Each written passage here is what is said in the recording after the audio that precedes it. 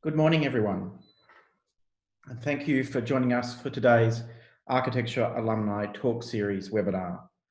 My name is Professor Cameron Broon, and I'm the Dean and Head of School at the University of Queensland School of Architecture. So it's our great pleasure to introduce and connect Julia Watson with the School of Architecture. And I'd like to say a few words about her before she gives us her presentation this morning. Julia graduated from UQ in 1998. She is a designer, an academic and an author, and a leading expert on Indigenous technologies, demonstrated in her book, Low Tech, Designed by Radical Indigenism, published by Tashem. Julia teaches urban design at Harvard University and Columbia University, while also leading a landscape and urban design studio. She also collaborates with French horticulturalist Marie Salambia as Watson Salambia.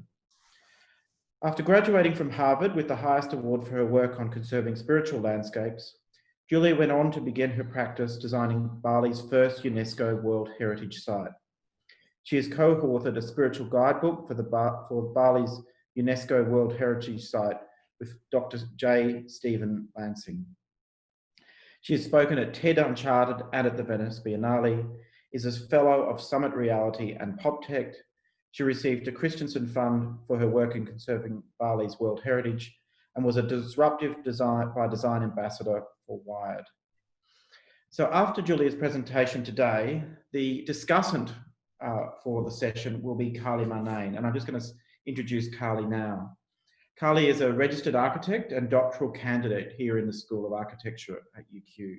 She's researching inequality in the built environment. She's very, very close to finishing her thesis on architecture of informal settlements in India, with a particular focus on public space and the scale of the neighbourhood and the dwelling. Carly graduated from UQ in 2012. So we have a wonderful session ahead of us this morning, and it's my great pleasure to welcome Julia. Good morning. Thanks so much, Cameron. Thank you so much for inviting me here to speak today. It's a huge honor. So as well today, I'd like to begin by acknowledging that I'm speaking to you today from the traditional land of the first people of Brooklyn, New York, the Lenape people past and present. And I want to honor with gratitude the land itself and also the Lenape tribe. So when COVID-19 began, people began fashioning these face masks from really anything they had lying around. It was old face masks or old scarves, bottles. There was really incredible imagery coming out from all over the world of people being pretty innovative and just crafting this PPE, which was really in scarce supply, from anything that they could find. So in the same way that when we were faced with this crisis currently, Indigenous people have been really dealing with crisis in their own way by building their local technologies in response to issues with climate change and climate extremes. And what is different about these local technologies is that they're actually incredibly complex. They're incredibly attuned to nature. What I try and look for is really how can these different local technologies make us imagine how resilient we could all become by learning from them. So Low Tech is the book that I recently wrote that Cameron introduced, and it's a book, it started about in 2012, so 8 years ago, and it started when I was working on a project with the Balinese government, which was mentioned to design this tourism management plan and a conservation plan that was actually conserving 40,000 acres or 16,000 hectares of the sacred rice terraces in Bali, which then were becoming Bali's first UNESCO World Heritage Site. And so these rice terraces, they actually form this system that terraforms most of the island, beneath which there's this complex system of underground passageways that allow water to travel from higher locations to lower locations. So the island is terraformed with terraces, and it's honeycombed with these incredible water conveyance systems. And this is a technology that was developed by what's called the Subak farmers.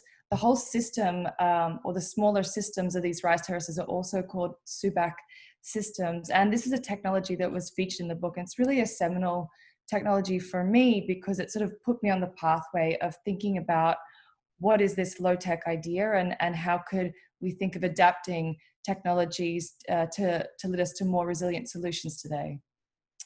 And so this research, while it did sort of start with this project in Bali, it actually started much, much earlier.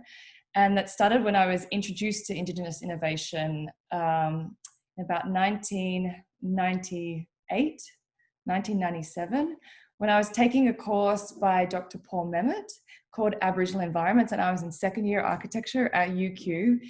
And I was researching this concept of taboo landscapes. And while researching this concept, I realized that there are ways to conceive of space and ways to conceive of landscapes. It is even ways to conceive of the world that I actually had no idea about. And there was many different ways of understanding those things. And I was completely unaware of all of them. So after my undergraduate in architecture and planning, I went on to study landscape architecture to really try and think about and understand what are these different ways that we can think of landscapes and space and how different people relate to their environments and to nature. And then I ended up doing what every single Australian at that time in their 20s was doing. I moved to London, but I went via Borneo. And the reason I went via Borneo is because I had been researching a community called the Penan people, and they're a nomadic forest-dwelling community who have this incredible understanding of the forest landscape. And they were being systematically displaced from their traditional lands by the Malaysian government, who were trying to take over the forests to log them to then replace them with palm oil plantations and different types of agriculture. And part of this interest in the Penan was because I was reading a lot of work by Wade Davis, who ended up then writing the foreword to the book that I just published 20 years later. And I'd also been researching another Swiss environmentalist, Bruno Manzer. These are some of the images that I took when I was on that trip. And Bruno Manzer had been working with this particular community and trying to bring them together and organize and assist them in responding to this displacement that the government was doing. He ended up going missing, actually, presumed murdered by government mercenaries the year before I actually went to Borneo. So in the past 20 years, my focus since then hasn't really changed that much, but I have traveled the world and I've been trying to prove this suspicion that I think I first conceived of back then, that maybe some of our most sustainable innovations are actually rooted in cultures who figured out solutions a really long time ago. And today I want to share some of those insights with you. So scientists have acknowledged that we are in the midst of a sixth mass extinction, but what we haven't really understood is that species extinction alone will not be the 21st century's greatest loss. And those same forces that drive species extinction, they also threaten the indigenous nature-based technologies that are not even, in most cases, in a lot of cases, recognized as technologies that may hold a key to our survival. And so these technologies, they have been evolved and then they've been passed down through generations in response to flood and fire and severe storm events and sea level rise and drought. And they're some of the same crises that we're actually facing today. And these technologies are incredibly well adapted to their environments. And in fact, they play a really critical role in conserving the biodiversity in the landscapes in which they've been evolved. And what seems really strange to me, given I've done a significant amount of work looking at different forms of conservation, mostly focused on trying to understand spiritual landscapes and conservation, is that when we talk about climate mitigation, we still think of it somewhat on the grounds of conservation. We say that we have to conserve these pristine and undeveloped wildernesses and wetlands and forests and deserts and mountain landscapes, rather than considering that there are thousands of ways that local communities have adapted and developed their landscapes with incredibly resilient and sophisticated technologies that are more advanced than some of the design thinking that we're trying to employ today. And they do it while increasing biodiversity. So as mentioned today, I'm a landscape architect and I teach at Columbia and at Harvard. And this is the book that I recently wrote that was published by Tarshan. And I just want to go into explaining the title a little bit because it is what we might call a bespoke title. It's basically a word that I made up. And it's a combination of two words, low tech, Lowtech, and that's a term that a lot of us are familiar with, and TEK, which some of us might be familiar with, but really it's kind of a bit of supposed to be a bit of a clever play and a bit of a tongue-in-cheek kind of provocation about our inherited and often unintentional biases towards local cultures and their local technologies. Because these types of technologies, they're actually often referred to as low-tech or primitive. And having taught landscape ecotechnology and understanding the breadth of technologies that are out there in the built environment and available to designers to use and to catalyze, these are sometimes far more advanced than what we're conceiving of today. So they're thought of as primitive rather than these really sophisticated technologies that embody all of today's sustainability principles, like low embodied energy, low cost, low impact, and forming closed-looped systems. And then TEK, so this is referring to traditional ecological knowledge, and that's really the foundational knowledge from the book, within the book, and it refers to the cumulative body of multi-generational knowledge, practices, and beliefs. And so TEK, if you want to actually visualize that, it can be visualized as this sort of nested set of concepts that explain the construction of the world of an individual. And it includes local knowledge, and sort of underneath the individual person, their local knowledge of their land and their animals and the species and their ecosystems. And then beneath that, it can be said to exist within their land and management resources and their systems. And then underneath that, the social institutions which an individual has access to and through which an individual communicates with. So that might be for many of you, the University of Queensland. And then beneath that is the worldview or the belief system upon which one understands their existence within the world and with nature. And so radical indigenism. So this is not a concept that I made up. It is a philosophy from a Princeton professor and a citizen of the Cherokee Nation, Eva Marie Garut, and she argues for a rebuilding of knowledge through explorations of Indigenous philosophies that are capable of generating new knowledge and new dialogues. And so coming across this concept and with the body of work that I'd been researching, I sort of pulled this understanding into the sphere of design and into the context which I work within. And in low tech, I brought the thinking into the sphere of design and sustainability.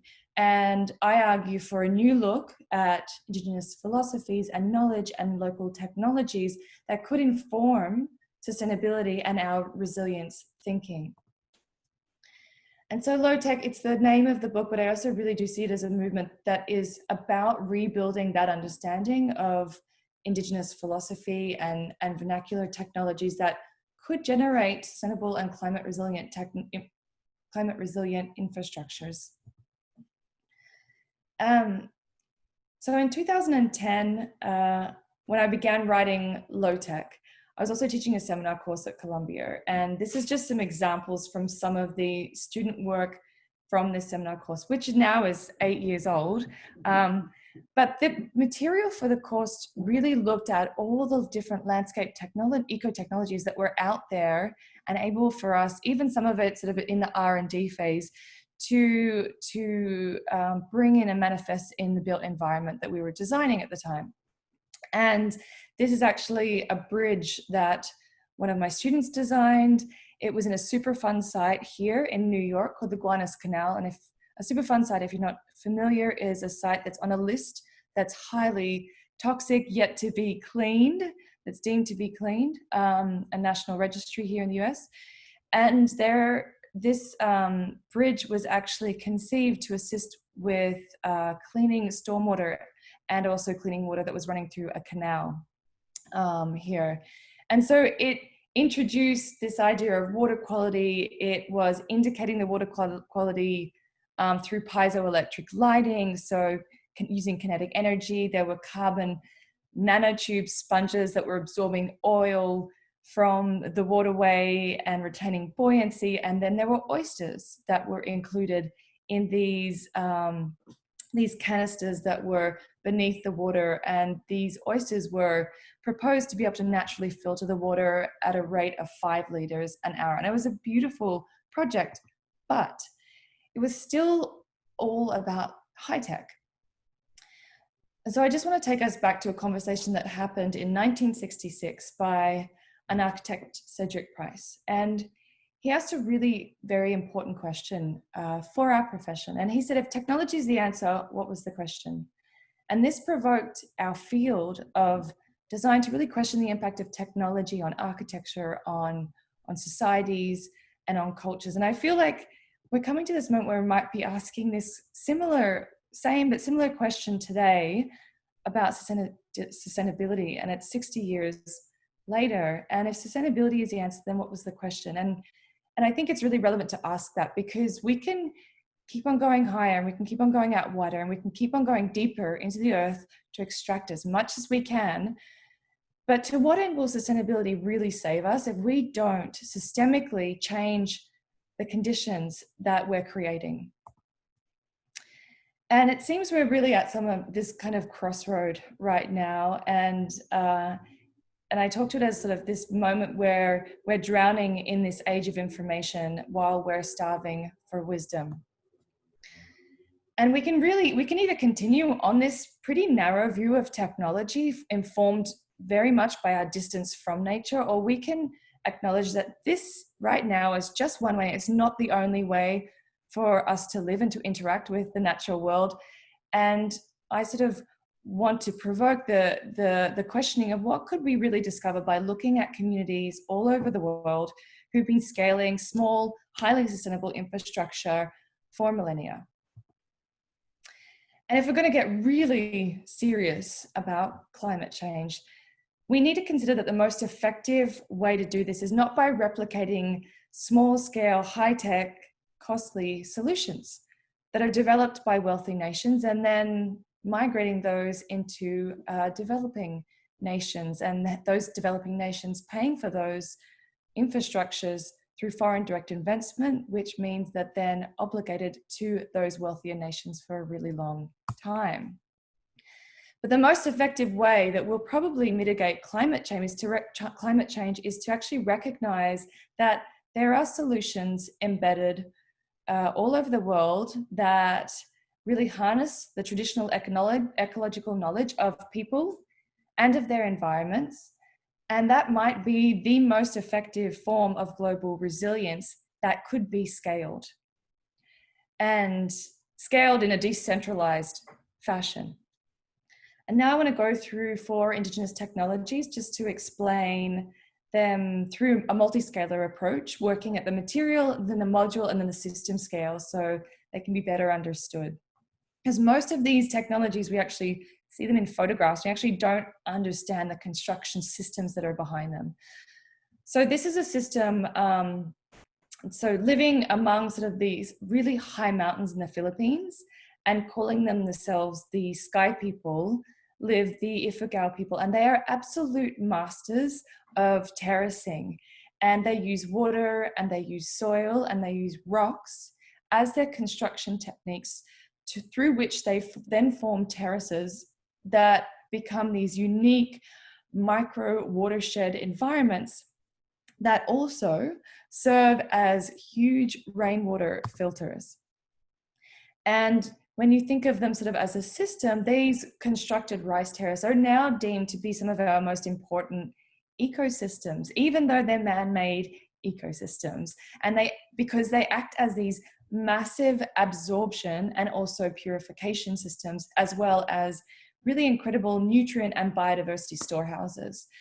And the reason I'm speaking about this particular system and this particular community is because they've managed to figure out how to terraform these really steep slopes at up to 70 degrees. So really at a scale and a steepness that is synonymous to a skyscraper, with these incredible biological performances that really have the potential to inform how we are thinking of integrating vertical landscapes.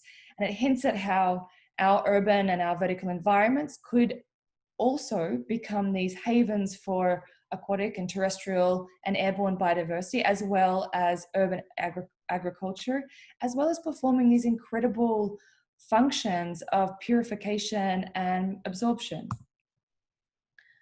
So a second technology is an islanding and a housing technology that's made from a single species of reed that is known as the Kasab reed. And these are called the Altala Islands and Marif houses. And they're constructed by the Meado people in southern Iraq. And they make these fences. You can see on the left, there's a series of diagrams that show you the construction techniques by first fencing a set of living reeds, and then within that fence that they construct, they then layer on dried reeds plus mud from the bottom of the wetlands, then mud and then reed, until they form a floating platform. And they've actually found images of this particular house, which is called the Marif. That's a very specific form, and you'll see it in the next imagery, depicted in Sumerian Uruk imagery. And so they estimate that this construction technique is about 6,500 years old and being continuously used in the same way. And the Kasab reed is actually not just sort of used for this building technology, it's integral to every single aspect of life for the Meado people. It is fodder for their water buffalo. It is food for flour for people. It's also this really incredible biodegradable building material through which they construct these floating islands and these houses. The dried Kasab reed is so versatile. It can be bundled into columns that are then countersunk into the island and then arched. It can be bundled into smaller columns that sort of form this rafter system over these houses. It can be woven into floors, woven into walls. And then finally, it's twisted into cord, which you can see here, which is used to bind these buildings without nails. And you can see here the construction technique while they're using the cord with all the other different types of techniques that the reeds are used for. And so the Meado villages are constructed in the marsh as they have been for generations, and they stay afloat for about 25 years, obviously with constant maintenance. And so I'm going to take you to another place that's across the other side of the world next, but I wanted to sort of mention this concept, which is a concept that came out of doing we did about 35 initially case studies of different technologies. And this is this idea or this phenomenon of simultaneous innovation. It sort of leads to this understanding that there are specific responses to different environmental extremes that technologies have been evolved to respond to. And there's kind of this, there's an optimal response to different extremes. But in each location, this technology or this tectonic system is slightly adapted towards the different materials in that environment, towards the different species that will be included in the system, and towards a different culture that are developing the system. But this concept of simultaneous innovation, it is seen in science, and probably the co-discovery of evolution by Darwin and Alfred Russel Wallace. It's a really interesting story if you've never come across it. It's probably the most famous yet relatively unknown case of this idea of simultaneous innovation in scientific theory. But what we see, and I would encourage you to go and look at that, look that up and research that there are other unknown cases of simultaneous innovation that have emerged in isolated communities across the world who confront these similar environmental conditions. And they are isolated. There usually hasn't been any contact or communication between these different communities as they develop these technologies. So moving to Peru, this is a community called the Yuras, and they live on floating islands on around Lake Titicaca.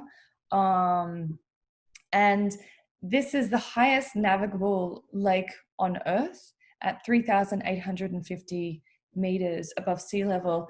And there's about 50 floating islands. The islands are being constantly constructed, as well as probably, being removed. So the number of islands actually is variable at different times. And they also make these islands from a single species of reed that is endemic to this particular ecosystem.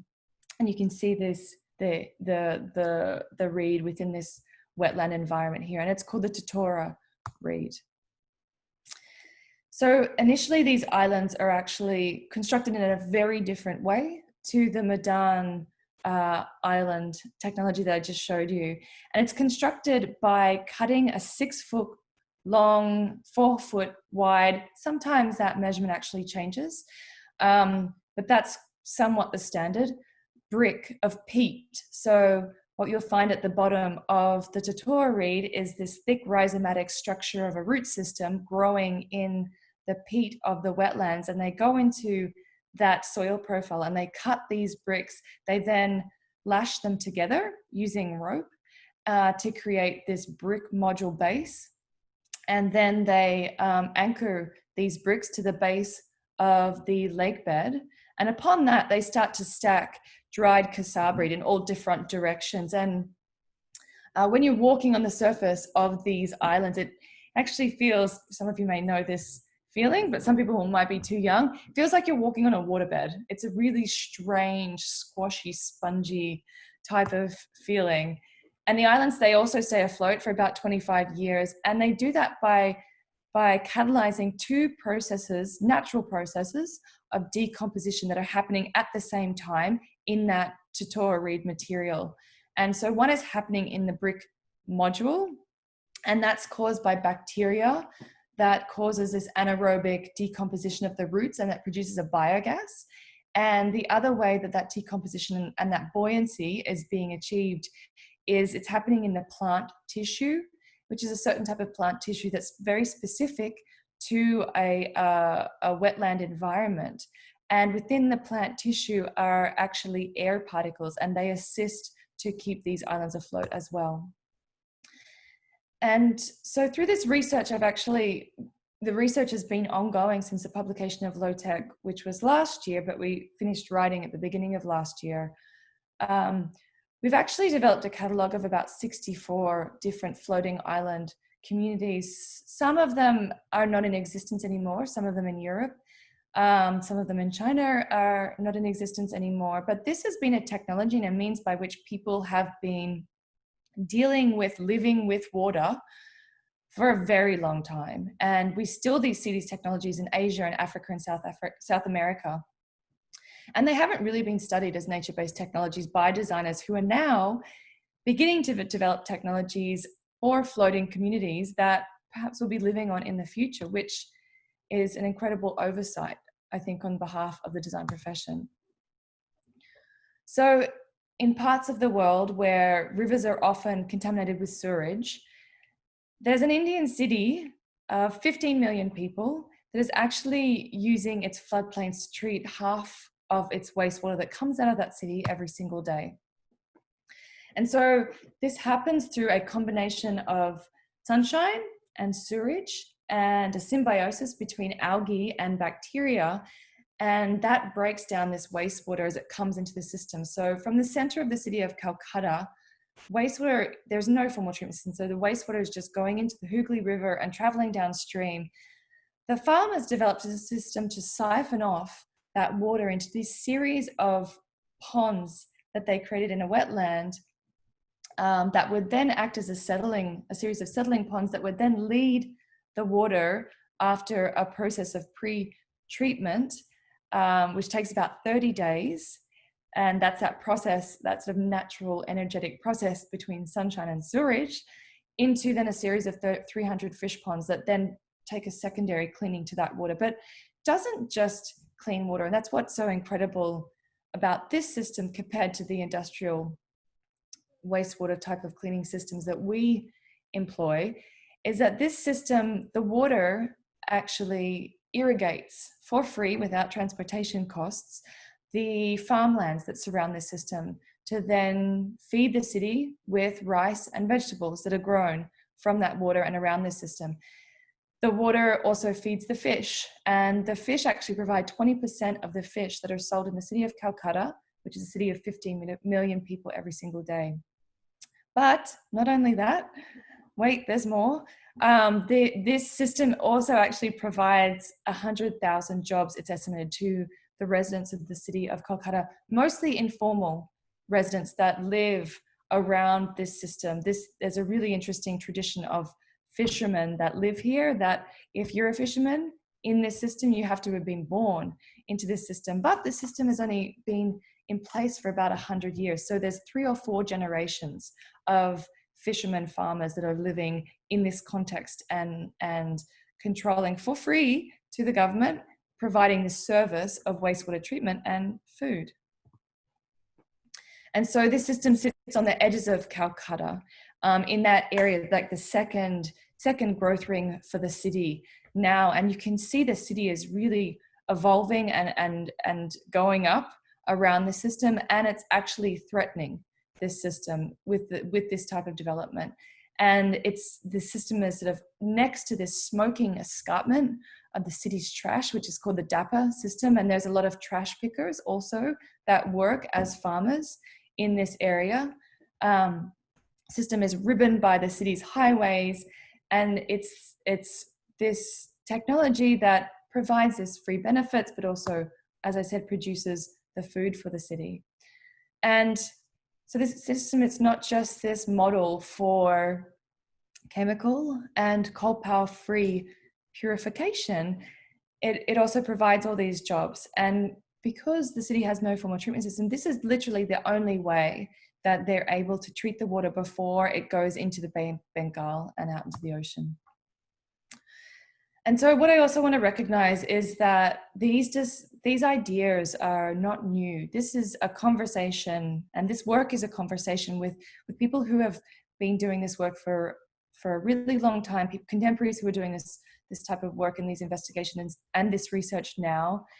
And I would say that one of the inspirations for some of the work that I'm doing, and one of the launching points, was really looking at this exhibition by Bernard Rudowski, who was one of the design directors at MoMA. And he had an exhibition in 1967 called Architecture Without Architects. But obviously for me personally, I think that there's, the initial conversation started back in second year architecture at UQ. But, there's other conversations that have been had throughout the research as well with different members from different communities, such as this person, Jiminote, from the Zuni. And he is the director of their museum out in Zuniland. And then Jassim Al'Asadi, there's a series of interviews also in the book, and every single interview is really trying to talk about a single person's experience and a person who has lived within these landscapes from birth and who is still living in these particular places, and talking about their role, their childhood, their hopes for these particular places. But it's been very important that these interviews are published in Indigenous language first. So there's actually, I think, 7 different languages that are published in the book, because we publish in in the Indigenous language first of the interviewees, so that as well, if someone from these different communities who can't read English picks up this book, they're able to have a direct sort of communication with someone from that particular place. So I mentioned earlier, at the same time that I began writing low tech, I started my design studio, and I was invited to design this new model for World Heritage Conservation for Bali's first UNESCO World Heritage Site. And then throughout that project, I co-wrote chapters and this spiritual guidebook, and then we came up with this tourism management and biocultural conservation plan for this new World Heritage area that was called Pintu Gerbang Tanasuki, meaning Gateway to Sacred Lands in Bahasa. And I think a lot of this work in this project really did inform how I conceived of the book, how I conceived of low tech. And so this project, which I really began my studio with, it was conceived as this new model for conservation that really understood that this was as a living sacred site, that it was really integral, that the Subak farmers who were a very, very democratic, organized society, that they were brought into the process of the World Heritage planning, and given this sort of seat at the table of governance with the leaders of Bali who were involved in making the big decisions about this landscape. But it was also about sort of protecting places and also protecting mythologies and practices, like, you know, talking about the stories of this landscape, that the rice goddess lives in the lake in the crater of Lake Batur, and it's her that actually feeds the waters and gives the life into the waters, which are actually nutrients and minerals that keep these rice terraces going. And we also designed different gateways. We recognized that there are abandoned buildings that we could refurbish, and we could link all the walking tours that were already in existence that had never been thought of to be linked before, to sort of choreograph their experiences in this World Heritage Site. But what I think was sort of most critical about some of this work that was done for this project was, when I was looking at these sacred rice terraces, I really began to wonder how all the benefits of these Indigenous sacred landscapes that we were conserving could really be thought of as a system and could be adapted to deal with some of the contemporary crises that were being faced in this particular landscape. And one of the big ones was pollution from the tourism industry, which was catalyzed by World Heritage, which, you know, that pollution that was coming into the water systems and coming into the rivers and coming into some of these rice terraces, it would eventually go into the ocean. It was killing off all the coral reefs around Bali. So the concept was, could we think of these rice terraces as vertical wetlands? And if we really start to think of this as a vertical wetland, which it already somewhat functions in that way, but we could introduce perhaps vertical wetland plantings, could we start to slightly adapt the way these systems work and the performance of these types of systems? And I really want to quickly take you back to where I am now, which is in the city of New York, where I've been for 14 years, where I've been exploring this concept of rewilding in urban environments. And this is what I do with my partner, who is a horticulturalist. And we look at this idea of rewilding, which is it's a term that is used in conservation, but we're sort of saying, why can't we redefine that term and think of how we can use it in the urban landscape?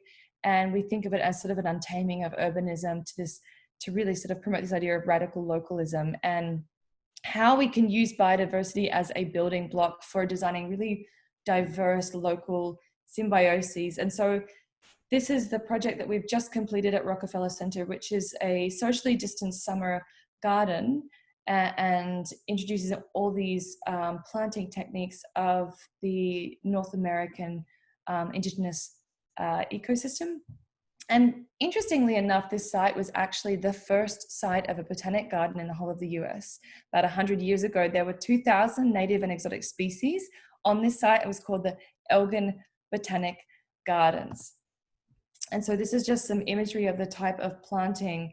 What was so interesting is that, you know, we had this we had this ambition to bring this language of botany and biodiversity back to the city, to really expose people to the different types of Indigenous plantings that could be planted in these urban landscapes, and people could also plant themselves. And that these plantings are actually really more resilient in this landscape, that they're drought resistant, they're pest resistant, and that this is a really incredible alternative to using ornamental species. These different species, they flow in the wind, they're textural, they make sound, they move. All the yew hedges and the box hedges and the petunias that they always use, they just don't even move when the wind comes through. They don't make a sound, they don't have any of that sort of life.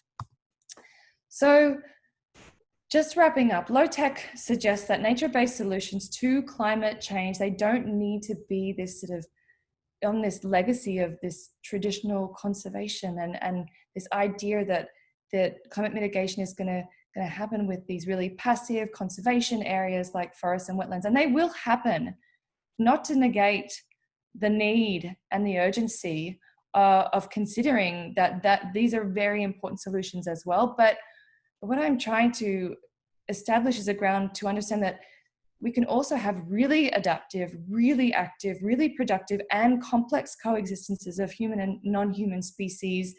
And we can design those, and we can use biodiversity as a building block to design future landscapes and future environments. And something like this, which, this is an incredible Indigenous innovation of the Kasi people that live in Megalai, which receives some of the most rainfall on Earth, which makes it an ideal environment for the sort of fast growth of these incredible Ficus elastica trees. It also makes it an ideal environment for rot. And so any other bridge that is grown here literally just falls away from rot in a very short period of time. So these bridges are alive.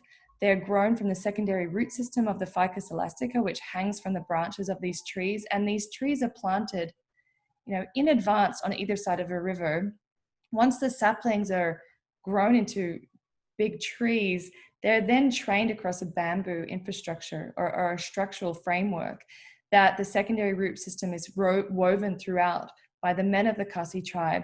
Then the women and the children and the men share the task of caring for and maintaining this interwoven system of roots until it grows to the other side. And then you can hear a fire truck in the background because I'm in New York.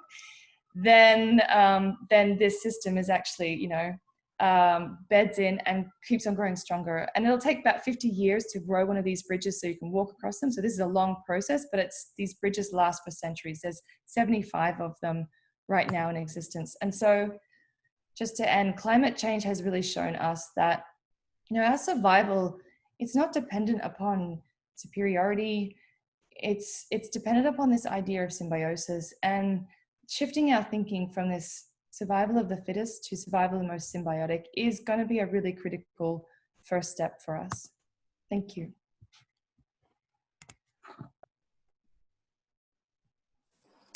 Thanks so much, Julia. That was an incredible presentation. Thank you. It was really fascinating to hear about all of your travels. If anyone has any questions, you can pop them in the Q&A box, but I'm really glad that there's none there yet because I actually have so many questions.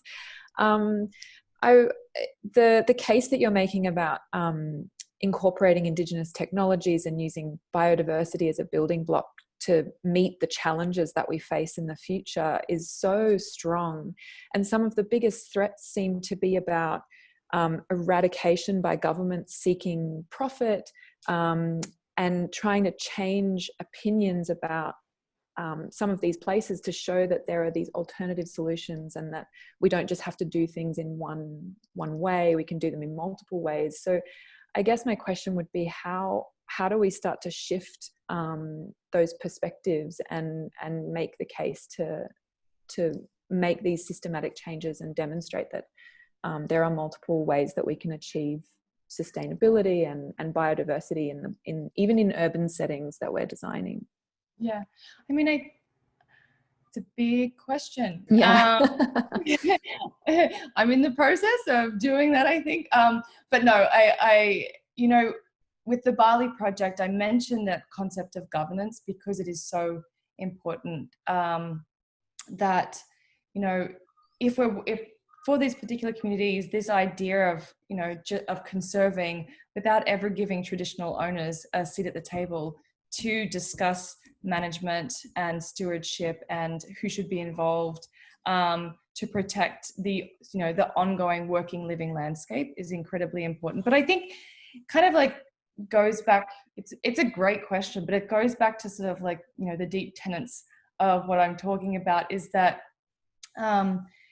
you know, we have this sort of very small view and narrow view of what the technologies that we can use are. And there's so much room right now for research and development. And we're starting, but we don't really have that many touch points to think about it. And I think by doing this really big global exploration, it's really trying to find so many more different touch points to understand, okay, how has this been done forever? How is this done so that, you know, okay, we're going to design a aquaculture system that will provide food very near to a city, but we're also going to design it so it's upstream, and we're going to design it so that it's at the scale of the watershed, so that when we're getting flooding, which we know is going to happen and will impact that specific region or city, that we're mitigating that flooding environment, and we can control the level of flooding while also having all these co-beneficial effects within the system. And partly, I think, you know, there's a bit of a branding that we've done in sort of like the dominant society, where we've said, oh, you know, cities and the way we've developed, that's the best way to do it. And all the technologies that we've developed, mostly in Europe and the US, that's the best way to deal with climate change. But what we haven't recognized is that people have been doing this for a really long time. And perhaps by, you know, what I said, catalyzing the technology that exists, and as designers going and working with that technology, recognizing it, thinking about what are the construction methodologies that we have, how can we assist by providing different business plans for local communities to scale some of these infrastructures? What is the assistance that would be needed to amplify the effects, the environmental effects, and it's not just environmental, it's economic, it's jobs, it's food, it's water security, it's so much more. How can we show people that that's possible? Because I think most people, when we're thinking about, you know, in the mode of disaster relief or disaster prevention, there's a series of, you know, items in a chart which they can ask for as a government to say, okay, we need money for this particular thing, for this particular thing, for this particular thing, if they're, you know, working in that scheme of foreign direct investment. And usually it's like concrete infrastructure for hydrology, it's housing, building material for housing.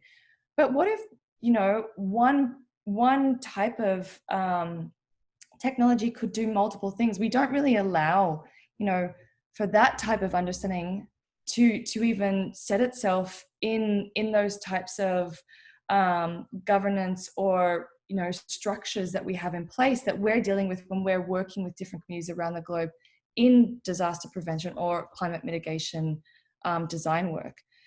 So I think we kind of need to resell what we do as designers, how we can be really effective working with different communities around the globe, how we can assist and collaborate. A key part of that seems to be ensuring that local people and Indigenous people have that seat at the table. And you talked a little bit about that in terms of the participatory process you went through in Bali. I was wondering, did you have to advocate for that really strongly, or was that already there in that process? How did that process work to ensure that local people had a voice? So I was working with Dr. Stephen Lansing throughout that project. He'd worked in Bali for 30 years. He wasn't an Indigenous person, but he had a team of local scientists that he was working with. There is already a very established system of the subak, of the community, of the farmers. Mm-hmm. So it was really, and there's a governance structure within that, even though it's an incredibly democratic system. So it was really, we designed a new form of, a new form of governance, that we were saying, the head of the SUBAC has to be at the table with the governor of Bali. We need to be, and that would be really the first step to understanding the best form of management. We designed traveling exhibitions to tour around to some of the different towns, that we could talk about how community participation would actually work, how you could tell how different community members could talk about and sort of vote about what are the most important things that they see, that their landscapes are needed, what type of infrastructures they would be interested in. That project, it was a really difficult project. I think for me, it was a really big learning experience, being pretty green into the world. Because what I found, in the first 6 months of working on that project, the person who employed me, which is the Minister of Education and Culture, went to jail. And there was, there was like this cascading effect of kind of chaos, trying to figure out like who's in charge, how can we get this through, where does this go, and how do we keep the process and the cogs going.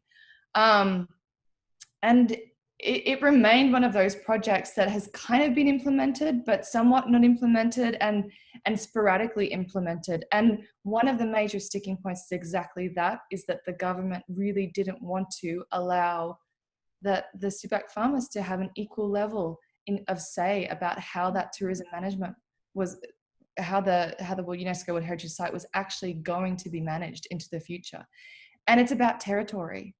And it's about claiming territory. And it's, these World Heritage Sites have incredible economic value to governments in these particular places.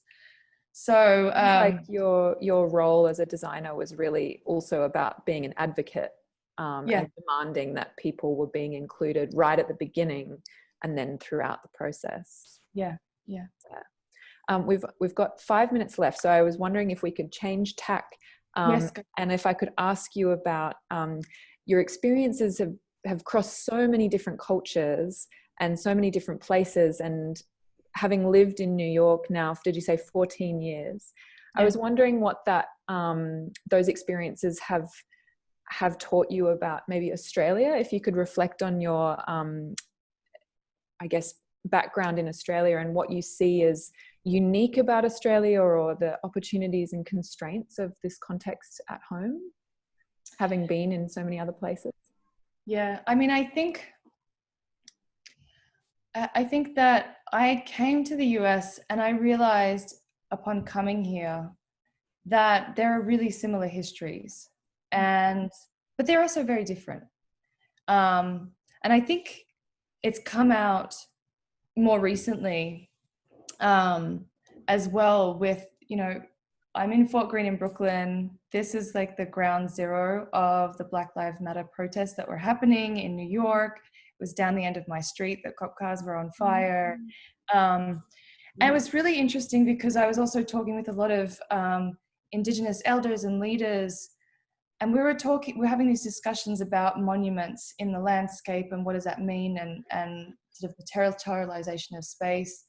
And a lot of the Indigenous people that I was speaking with were saying, we don't actually really have a voice at the table right now. We're kind of being asked to have a voice, but we don't really have that much of a voice.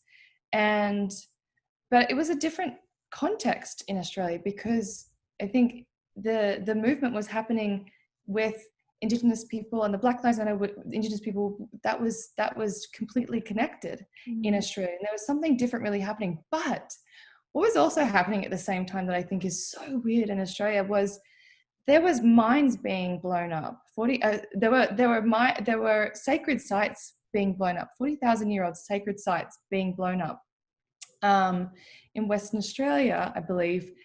And there was resistance, and people were discussing it, and there were changes that were happening. I think it was by Rio Tinto.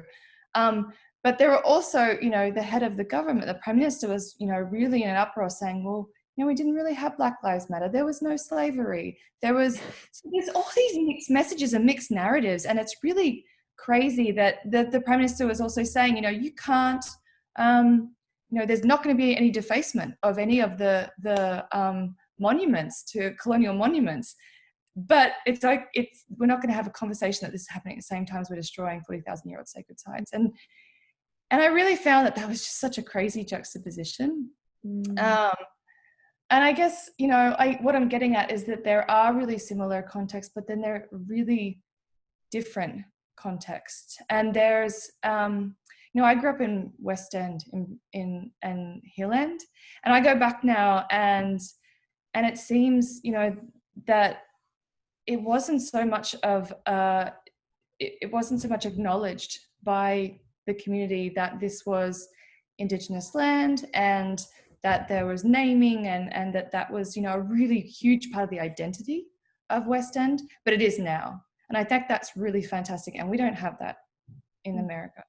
And I think that's a big difference. There's a different relationship happening in urban environments with Indigenous communities in Australia than there are here in the States. And I think the States has got probably something to learn from that. Yeah, and that's a fantastic opportunity for us to really take hold of. Thank you so much. We've got 1 minute left, so I'm going to hand over to. I feel like I could talk to you for hours and ask you so many questions, but I have to hand over to Cameron now to wrap up. But thank you so much, Julia. Thanks, Carly.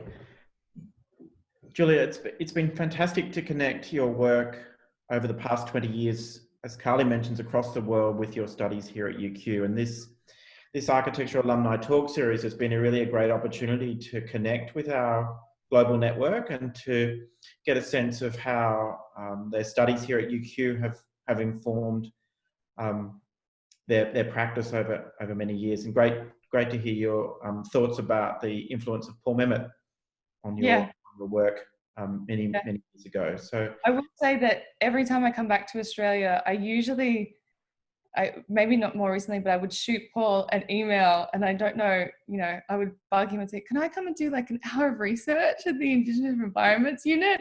He'd be like, okay. And I show up and like do a little bit of research and then leave. So it really has been, it really changed the course of my career, that course. And I'm so happy that it's always been offered.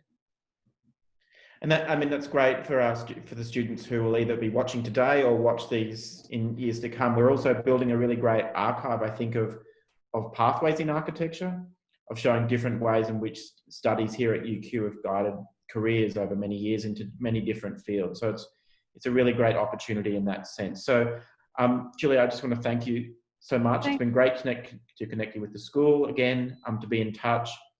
And Carly, thank you so much for asking those very pertinent and interesting questions. I know I could listen to you talking for many more minutes, so sorry to be cutting it off, but really interesting to connect Julia's work with Carly and Carly with Julia, and perhaps this will foster a conversation going forward. So thank you very much for your presentations today. Thank you everyone for attending. Just a couple of little housekeeping notes to wrap up from me is that our next webinar will be on Thursday, the 3rd of September, and that will feature Jasmine Yong, co-founder and architect at Mass Design in Shanghai. So you can register via the UQ events website. Thank you again, everyone, for participating. Some of you will be using this as a CPD activity, and we'll be in touch with more information about how to register or account for that attendance in the coming days. We look forward to seeing you at the next webinar. And again, thank you, Julia and Carly. Have a good day.